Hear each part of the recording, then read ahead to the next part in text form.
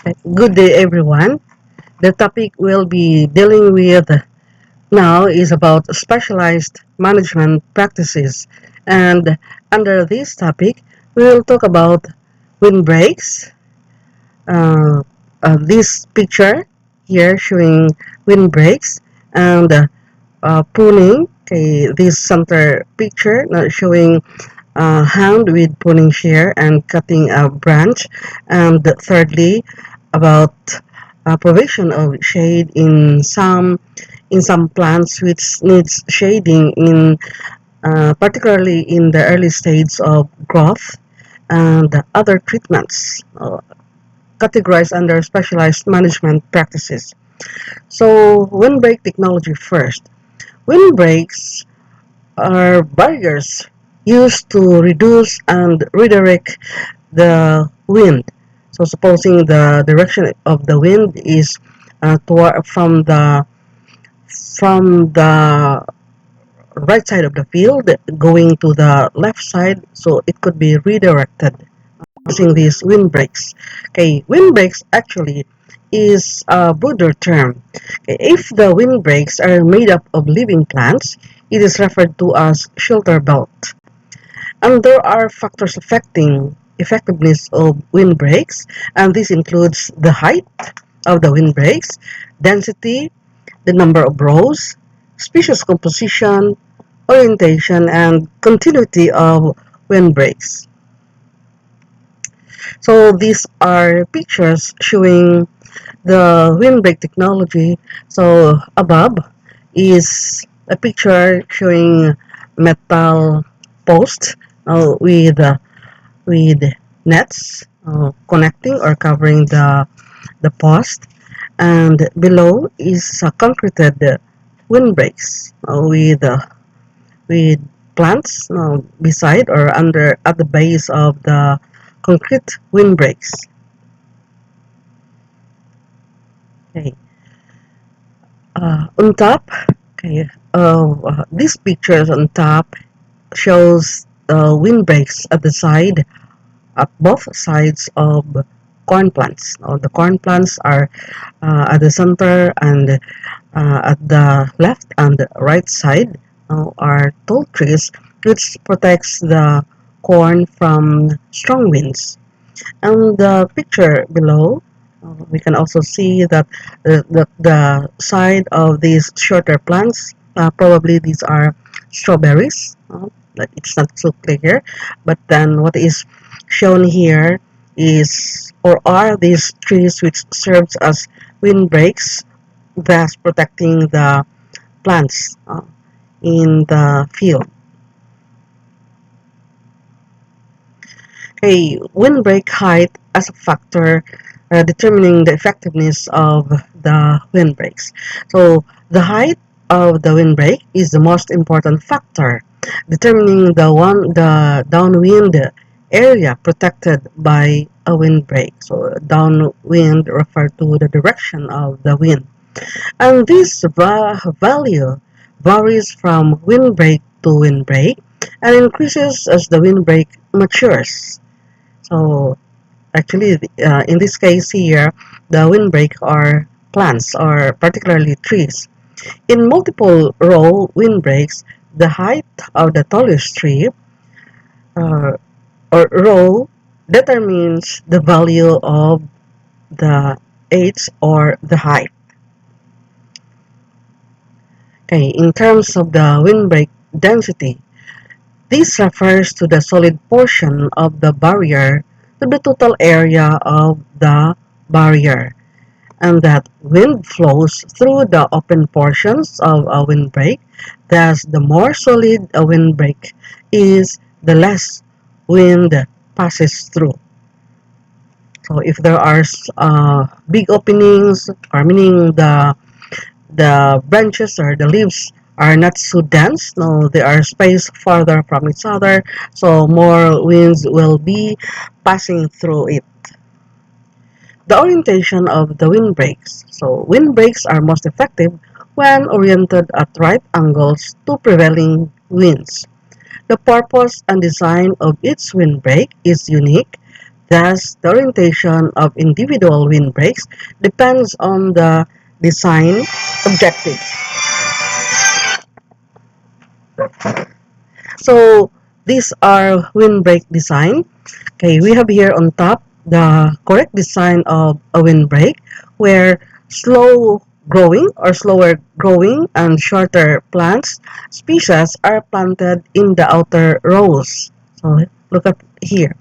So we have here shorter plants at both sides, and at the center are taller plants, and these are expected to be fast growing compared to these at the sides.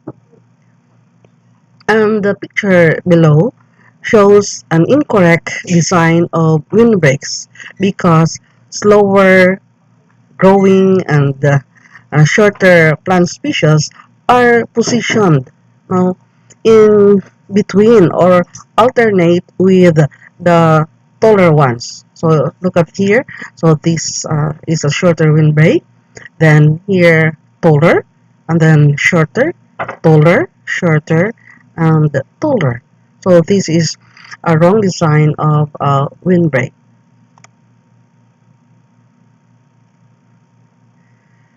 One of the effects of windbreaks is the alteration of microclimate or the condition close or within the vicinity of the plants serving as windbreak. So we have four ways by which windbreaks alter microclimate, and the first one is obstruction. So seen here uh, is the windbreak, okay, which is a tree, and then the direction of the wind, from the right side of the windbreak going to the left, and so because of this solid windbreak, we can see that there is this uh, dense canopy of the tree, and so we can see that the direction of the wind, it goes back, to where it came from. So it means that there is obstruction of the direction or the flow of the wind. Okay, the other one shows filtration. So the arrow here shows the movement or direction of the wind. So from this big arrow, it becomes small when it reaches the other side of the windbreak. So this is so because there are spaces in between the or within this windbreak which allows the passage of the wind. However, it is not that strong anymore. So it is being reduced by the presence of the windbreak. And still another alteration or the effect of windbreaks is the guidance. Now, so from this bigger area of the canopy of the windbreaks or the tree, then going to this direction or to the left direction, it becomes smaller, and so with the direction or flow of the wind. So from a bigger space, so it narrows down to a smaller one. So it depends on the arrangement of the canopy of the trees. So it serves as the design or the arrangement of the morphology of the windbreak serves as the guide of the direction of the wind. And the fourth is deflection. So we can see that with the windbreaks increasing in height, which is the correct design of planting these windbreaks or positioning the windbreaks, it also follows that instead of it also follows here that the direction of the wind uh, is going upward uh, together with or in consonance with the height of the windbreaks. So instead of going straight uh, to the from the right to the left direction, uh, okay, there is now the diversion uh, of the direction of the wind, and at the same time, uh, okay, the wind now has a slower rate. Okay, there are still other effects of windbreaks, and one such is that there is an increase in crop yield. Okay, shown here are the crops, no, with the corresponding increase in yield. Okay, alfalfa 99%, millet 44%, barley 25%, down to hay, rye, corn, spring wheat, and oats. So there's an increase in the yield, and this is brought about by the protection offered by the windbreak against the strong winds. Strong winds which may damage or which can damage the stand of the crop, particularly the leaves. Okay, these strong winds could uh, cause tearing of the leaves, affecting the rate of photosynthesis, and also if the main crop are already in the flowering stage, so it will adversely affect the pollination of the flowers. Okay, another is that windbreaks provide wildlife habitat or or a house or a place where this wildlife lives. So we can see here the birds in trees, which are actually windbreaks. We also have the wild animals, okay, the deer, and we have here many birds in high diversity windbreaks, and fewer wildlife with low diversity windbreaks. So actually, the benefits offered here by the windbreaks are amenity or facilities, no, and facilities for the wild animals, no, in terms of accommodating them or housing them, and then recreation on the part of people visiting the place or the forest, and hunting uh, as recreation also for some people, who found hunting uh, wild animals, and in case also of the owner who are fond of making business, so they can charge fees for those who are uh, getting inside the forest or the forest with trees serving as windbreaks. Okay, another aspect under the specialized management practices is shading. So shading regulates the amount of light received by plants, and this varies according to the plant density or plant population or the number of plants, no, in a specified area, and that some plants needs to be provided with shade, no, in certain stages of their development, and this shading is a function of seeding rate and planting distance, which is in terms of the distance between hills and the distance between rows. There are crops which needs shading uh, for normal growth and development, and some of these includes coffee, cacao, lanzones, mangosteen, anthurium, orchids, grafted and budded plants, particularly at the early stage of grafting and budding operation. Coconut seedlings also have been shown to have reduction in dieback and shoot rot diseases when provided with shade at the seedling stage. Okay, still another aspect of crop production under specialized management practices is pruning and control of growth. Pruning could be both chemical and physical. Later we will have the details of the difference between the two. So pruning is defined as the judicious or purposive removal of plant parts, It could be the roots, the stems, the leaves, flowers, and fruits. So removing any plant parts with a purpose. That's pruning. And I'm sure that you are familiar with pruning or removing the leaves and stems of the plants. So now you are aware that pruning could also be done by cutting the roots, the flowers, and fruits. In vegetable production, particularly in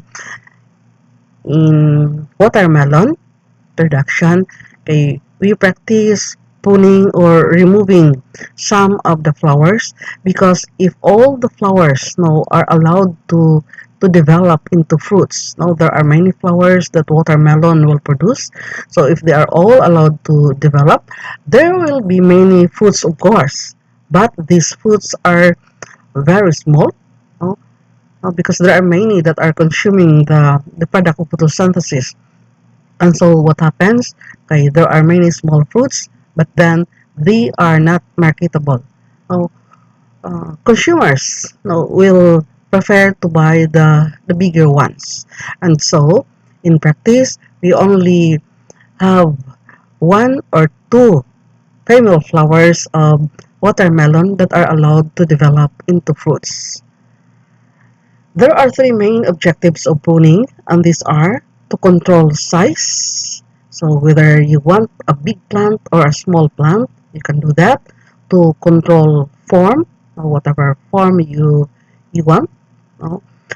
Whether the plant is leaning to the right or leaning to the left, you can do that. And of course, the third is to achieve better plant performance, particularly in terms of the yield for food crops and for ornamental crops. It could be more flowers, or better foliage appearance or display for ornamental plants or for foliage plants. Okay, one of the application of pruning is bonsai. So bonsai is a Japanese term which refers to an aged miniature tree.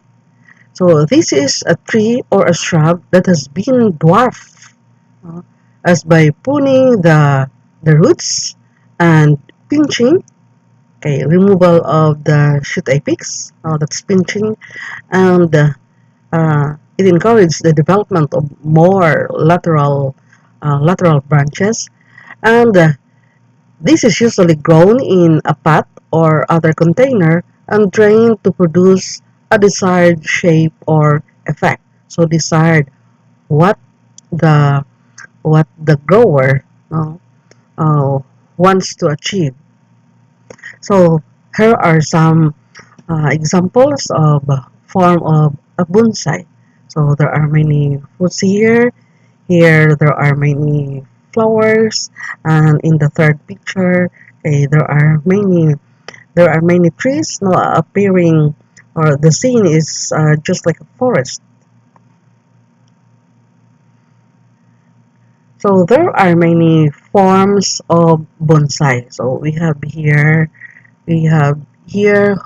hokidachi, chukan, Hokenagashi. So these are Japanese terms. No, we are not familiar with, but then you can see no the different forms no exhibited or portrayed by the different bonsai plants. So here I have mentioned a while ago that if you want that the plant is leaning to the right, with all the leaves positioned at the right, so you can have that. Uh, uh, Here also, this one, the kingai, okay, it has this drooping shoot, with all the leaves also positioned downward. And some are appearing like forest, just like this one. So you can achieve what you want in terms of the size, in terms of the form through pruning. Still another application of pruning is topiary. Topiary is defined as the practice or art of training, cutting, and trimming trees or shrubs into odd or ornamental shape. So look at the pictures here. So this one here on top, the here, the plants here are formed into a person. So somewhat like uh, a security guard, maybe, no, guarding your house or guarding the park.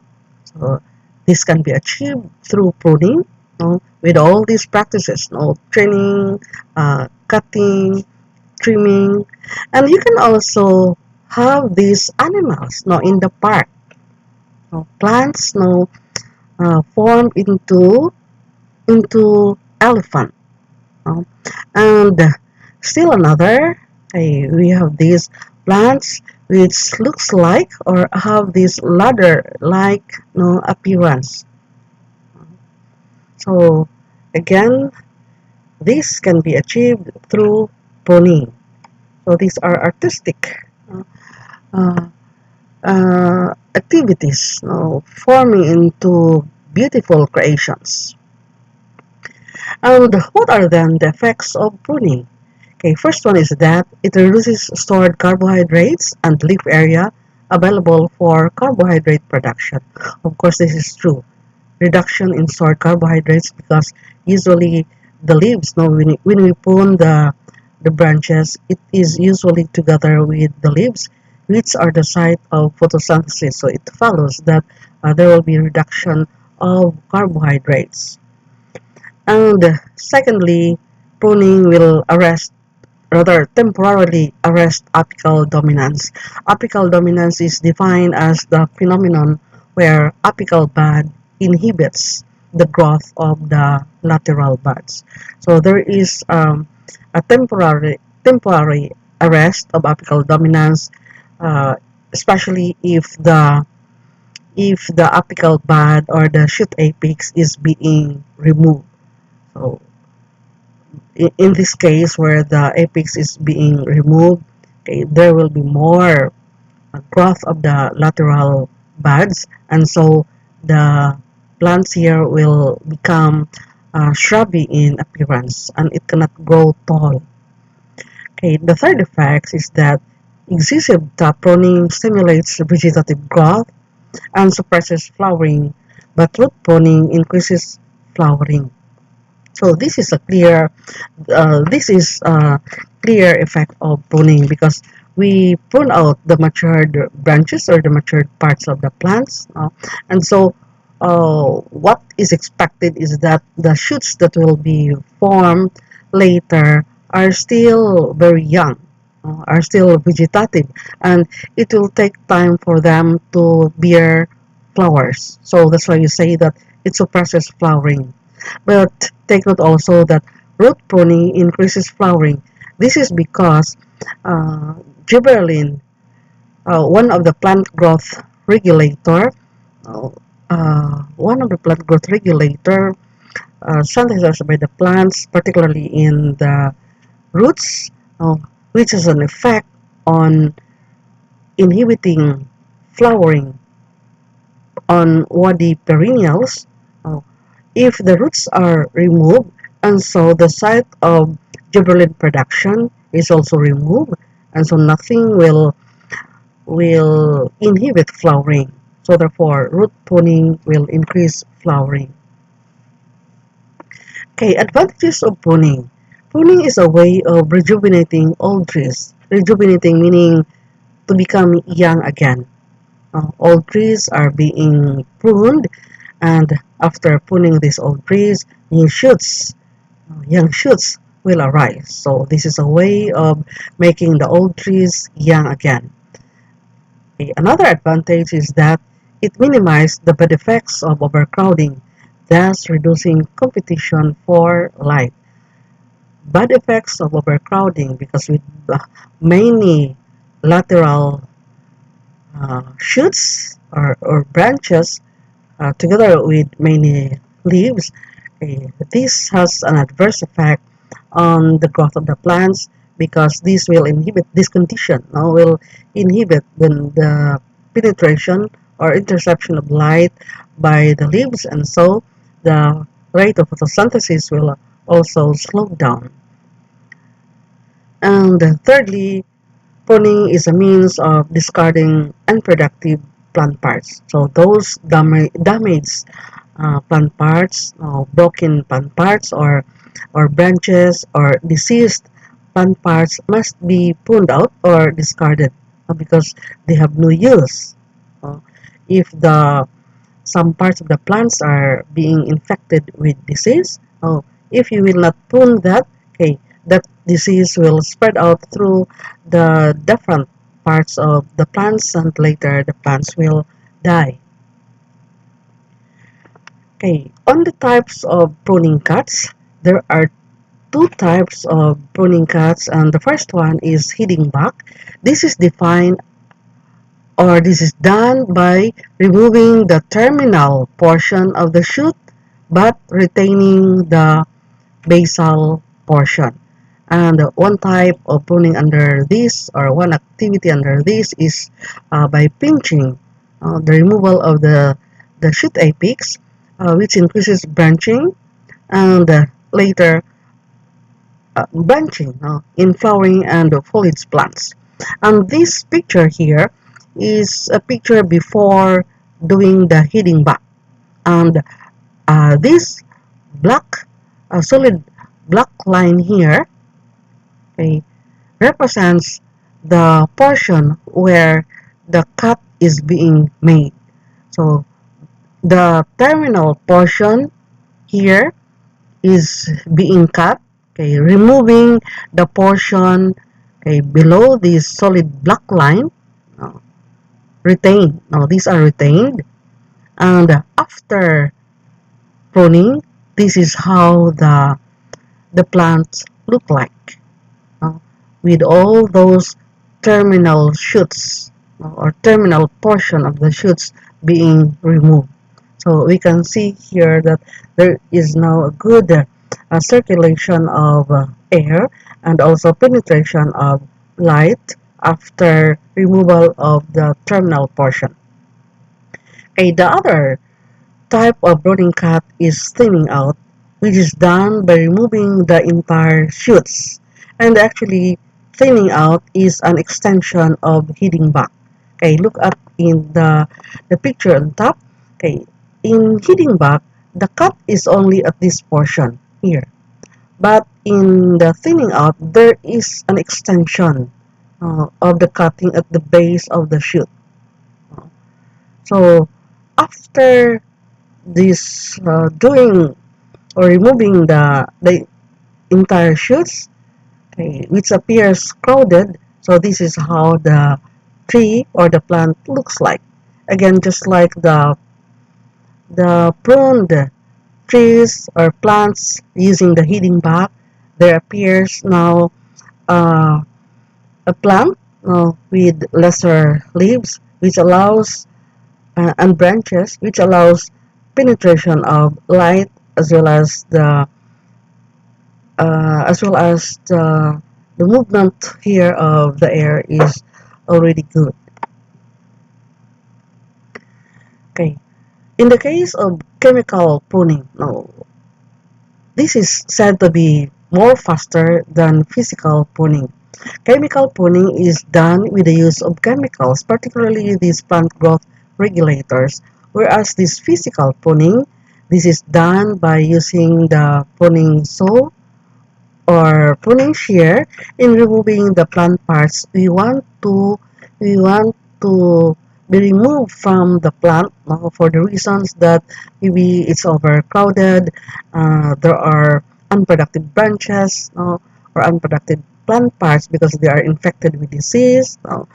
Some maybe have broken branches, and so you have to remove them. You have to use the pruning saw or the pruning shear. Now, for the effects of the chemical and the physical pruning, actually, okay, the effects are the same. And these are the effects of chemical and physical pruning. Number one is increase in the number of shoots per plant after pruning. And there is the control of the shape of the plant uh, we want to achieve. And there's an increase in the number of flowers. and control of time of flowering can be done. These are examples of chemicals used for chemical pruning, and this includes the cycocel, the minoxidil, and the NAA. NAA stands for naphthalene acetic acid, which is one of the examples of auxin. Okay? In our topic on plant growth regulators affecting treatment, or rather affecting regeneration of plant by cuttings, we have learned that this auxin promotes rooting in cuttings. So actually, the effect of plant growth regulators depends on the concentration used.